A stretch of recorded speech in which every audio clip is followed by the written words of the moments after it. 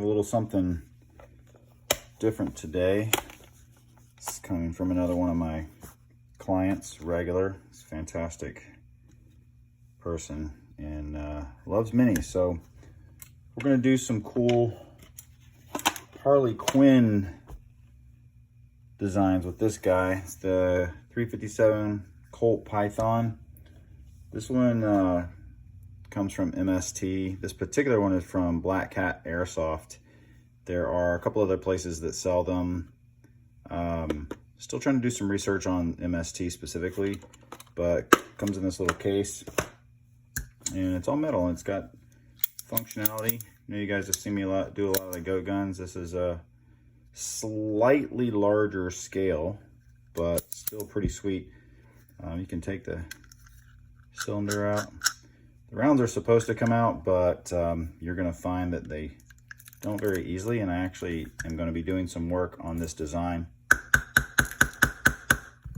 to pop the rounds out. They're pretty cool though. I'm gonna pop the rounds out and polish them a little bit so that you can take them out a little bit easier, because right now, if you wanted to actually take them out and do anything with them, they don't come out. So we'll work on that. But we'll be taking this guy apart, and if you want to follow me along, come on, join this journey. Okay, so let's start with removing a couple of the easy things.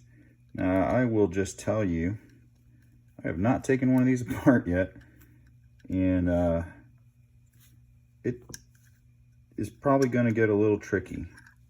So we'll take the cylinder out. It's got a spring in there. It helps push it all together. Let's try not to let that go flying across the room. I've also noticed that some of the parts are very tight tolerance, so that'll be interesting when we go to actually paint these. I'm gonna run this. I'll run this over to my bench block, tap these all out, and then we'll get to work on those. I may end up having to hone those cylinders just a little bit to make them a little bit better fit. If you look very closely, you can actually see down in there, probably not in the camera, but there's some markings where it looks like those bullets are binding up. Okay, so take the grip off. Now, I took this apart earlier, just took the grip off to see what was underneath it, and immediately was like, yep, it's a freaking revolver. The screws are actually different sizes. It's good to note. So one side is longer than the other, which we'll figure that out when we get to it. Anytime I'm taking apart something new, I like to take pictures of everything so that I don't forget. This is a little plastic grip, which looks like a little plastic grip, but I'm gonna actually blast these, and then when we paint them, it's gonna give them a much more real look to them, I think, which will be nice. The actual coating on this is really pretty. It's really nice looking. We're gonna get in here. It's gonna have a bunch of little tiny parts and springs, and I can't give you any warnings ahead of time because I'm gonna do this on camera and hope I don't mess it up in front of everybody. So let's get into it. All right, so right off the bat, this screw is really tiny and looks like total crap. It almost doesn't look like a screw. It almost looks more like a rivet made to look like a screw, because I don't see much in the way of threads in there, so that'll be interesting. But this is the part where it gets real freaky, so I'm going to take a picture. Yeah. You have to be super careful about taking this all apart. All right, try to bring you a little closer on this because there are some really small parts in this thing. So we're going to start taking them apart, and to be perfectly honest, I'm just going to pray that I get it all back together. So here we go. Now, one thing I don't have that I wish I had right now are some tweezers, but This little guy is just held in with a pin. It's going to slide out here. And then there is a spring that's captive in the trigger. The trigger has a couple of springs, so this guy right here, which I'll need to keep in place, and then this one right here as well. So I have to be real careful not to lose that or forget like what position it's in, which is again why I try to take pictures. And in this case, hey, I'm shooting a video of the whole thing. This looks pretty straightforward. We're gonna try not to lose this spring. Just gonna lift that. That comes right off there.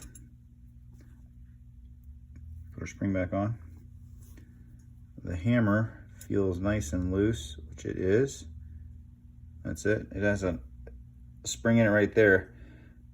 Now, I'm probably going to want to paint this hammer, so more than likely I will remove this because I'm weird like that and I just have to make sure it's all taken apart if I'm going to paint it.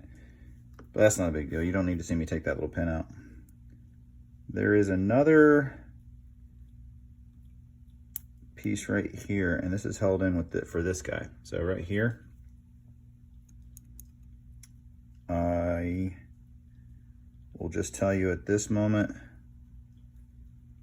I'm not entirely sure how this is all kept in place. I know there's a spring in there, but I'm gonna have to figure that one out. It really honestly looks like it's been pinned together and it's not designed to come apart. So that one I'm gonna have to come back to because I think you can see right there, it looks like it's been pinned and then actually filed, which as we've learned, there's been a few points in this where they have filed it off.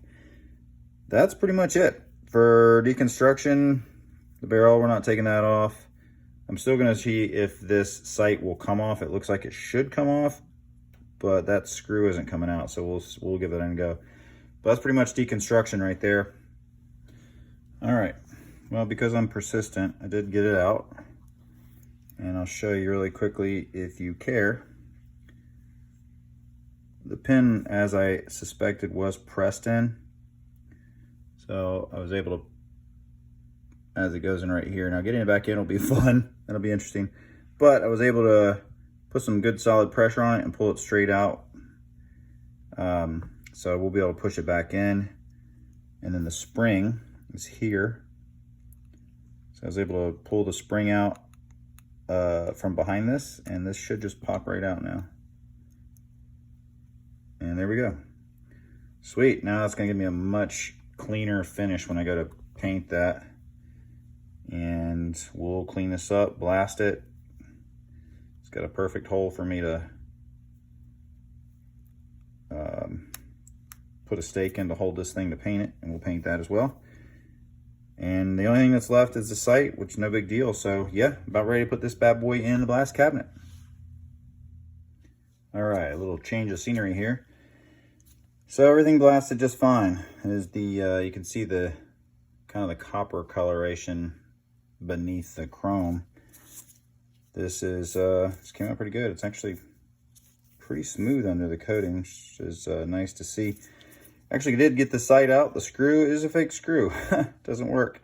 So I was able to hammer it out. Pops right out that way. Everything else is ready to go. So I'm going to go ahead and get this all put together. Every piece here is going to get white. And then we'll be doing a couple of basic things. I'm going to dirty it all up. Put a couple of stencils on here. We'll see how small I can get everything. And go from there. So the next time you see everything, it will be white. Everything's all white now, and I started laying stencils. I figured I'd pause for just a second on the stencil laying and kind of show you what that looks like. So in this case, and when we're laying the stencils in, we're doing it so we're going to spray through and leave the letters. Depending on how you're doing it, or when you're doing multiple layers, oftentimes you would lay, like you might lay the series of just the letters down and then spray over that and then peel the letters up.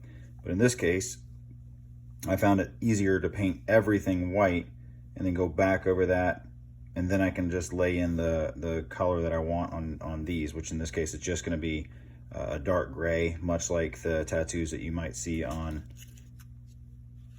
Harley's face in the movie. You can actually see she's got rotten and the little heart, and then she has these little strike marks, and of course always diamonds in there.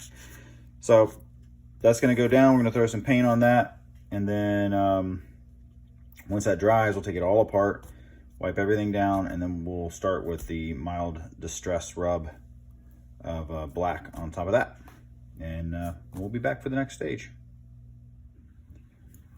All right, so we put a dark gray down. I figured I could expose a couple of these stencils. You guys are along for this journey. It's kind of cool to see the reveal after you lay stencils.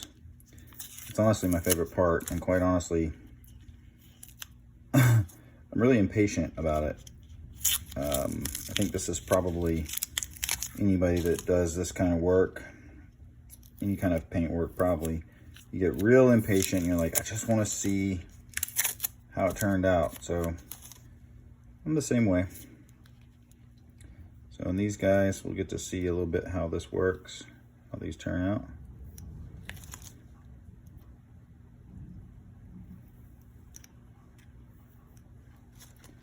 So there you go.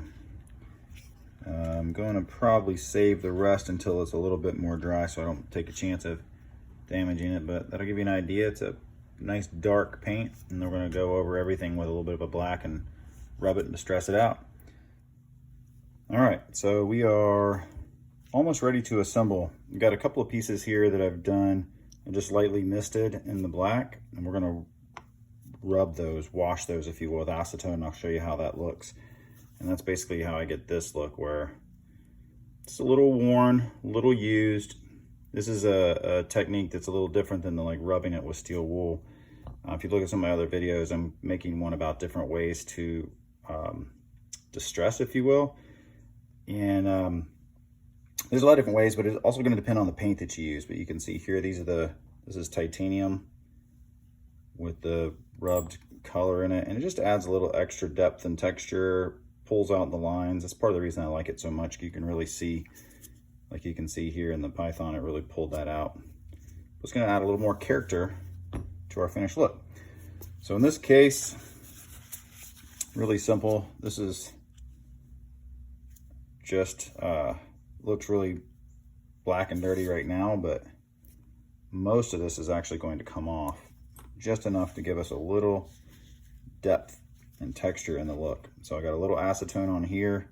I'm just going to gently wipe off what I don't want. And the cool thing is if I overdo it, I can literally just put it back on. And see, I just want enough. Can I get this focus for you? Yeah, here we go. I just want enough to give it some accents. So when I put it on there, the cool thing is it's pretty much touchable almost immediately. Now we're going to do these. Do a little extra careful because these are plastic, but the paint should protect it. So fingers crossed everything goes well here. Now one of the things about doing plastic is that you have to really wait on the paint. There's no way to bake it or prep it or anything like that. So this actually turns out okay for us. It's good. Go to the other side. You want to work quickly, and you want to keep your acetone wet. You don't want it soaking wet because you end up with runs, and that's a completely different kind of look. But you want it wet enough where you're not dragging the paint. You just want enough to give it that texture. So then we go and add this in.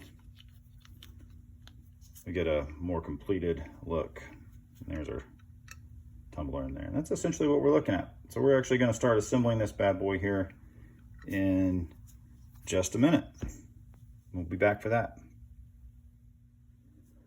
Okay, so getting started on the reassembly here, just getting the trigger in. It is challenging. The spring keeps wanting to pop out on me while I'm working, so I'm hoping that it'll stay down for us while we get the rest of this assembled. I need to get this piece in, which I don't know if you remember, this was up here. goes in that way, and that's for releasing the cylinder right here. There's a long pin that I'm going to do my best to reinsert. I wondered about this the first time I did it, if this little pin would go back in after I took it out. So we're about to find out.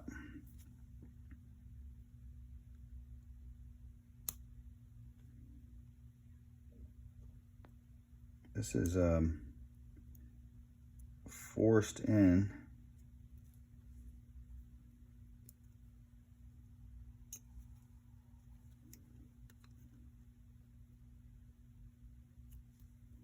Seems to be in there. Cool. All right, well, fingers crossed, that'll go well for us. Then we got to get this little bitty guy in. Gonna get that spring set down in there. And this is funny, reassembling something like this. I always feel like I'm taking forever while people are trying to watch. So if you're still watching this, good on you. If you've gotten bored and you moved on, you're not hurting my feelings any, because I totally get it. I'm gonna try and get the spring set in here. I feel like I'm doing surgery to make sure that this is all in place.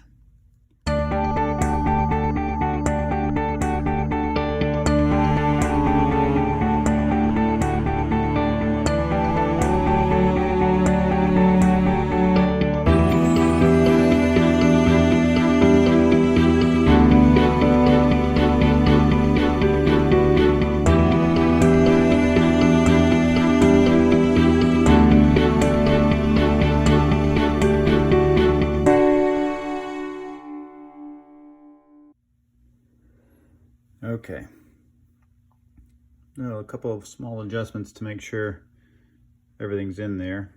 It's all in there, just needed some minor tweaking. Now we're going to put it back together and test it again. Snapped in place, make sure that functions well. All right, kids. Cool. Now I can finish with the assembly. This spring should be up here though, so it's trying to pop out on me. We're gonna get it back in place. Yeah, we want that nice and strong. Cool, okay. That's in place like it's supposed to be. We're gonna put, now we got these two little screws. One of these screws holds the cylinder in. The other screw, which you can't really see too well in this video, but it comes out of right here, and its threads are all jacked up on it. So that was definitely right off the bat. I realized that the threading wasn't so great, so I mostly just want to make sure that's in there nice and snug, and that's good. That holds me nice and tight. This screw actually holds our cylinder, so we're going to get the cylinder back in place. I'll lay it in here, and once it's, yeah, see, that's the worry I have right there. So I'm gonna have to get that pin way further back in there, so we're gonna do that. We have to make sure that's fitted properly. So okay, so rather than keep you guys on camera while I work through all the little tiny adjustments, I think I got everything set up. So the pin that you take out here, yeah, that thing, wow, that's a pain in the ass. So it has to be really far seated in there, which means that I literally had to go in there and squeeze them together. So I did that, and I tested the cylinder again, because you can see how tight the cylinder fits up against that edge right there, like that. So now, if all goes well, I'll get this put back in, and we'll be able to more effectively test it and see if it all goes together. So in this last test, everything seems to function properly, which is great. I'm just trying to get that pin in place where it will work properly. And that's good. That's what I wanted right there. That's functioning. And now we got to get our cylinder placed all the way. So we're going to drop that little screw right there. And this basically just holds the little pole that goes inside, holds it in place inside of here so that it doesn't come out. And we'll pull this back. And we're in. Here we go, we're functioning. Thank God. Okay. So I like to show this stuff because, I mean, let's be real. Everybody runs into some challenges when they're putting stuff back together, and on these micro scales, it's a good bit more challenging in a lot of cases. So I like to be able to just say, like, look, this is real life. This is what we run into. And some of these things are made and the tolerances are interesting because sometimes they're super tight, sometimes they're not. Sometimes the screws are the same, sometimes they're not. Just like on this grip, the screws are two different sizes. This guy, earlier on, I found out that I could actually hammer out because it has a fake screw in it. But ladies and gentlemen, the final working piece. I'm super excited about that. Got some rounds in here, which last time on the other one that I was working on, I had to polish these rounds down. So I'm just curious right now to see, because I have not tested these, see if they get stuck in here, because I anticipate that they probably won't pop out easily. And to be real, they don't really give you a easy way to get them out. Here's my magnet. But they don't get stuck in there anymore, like hard to get out stuck. But I think with a little polishing, I can get all of them to pop in and out the way I'd want, which that looks great. That's what I wanted. And that's just a little bit of blasting in there. If you push them down in, you're going to find that they probably hang up a little bit more. Now, I don't know how many of you guys are going to be doing this, but if you like to watch these kind of videos, I'll try to have some more. Yep, I think that little spring inside may have come loose. Yeah, it'll take some tweaking, but that's pretty much it.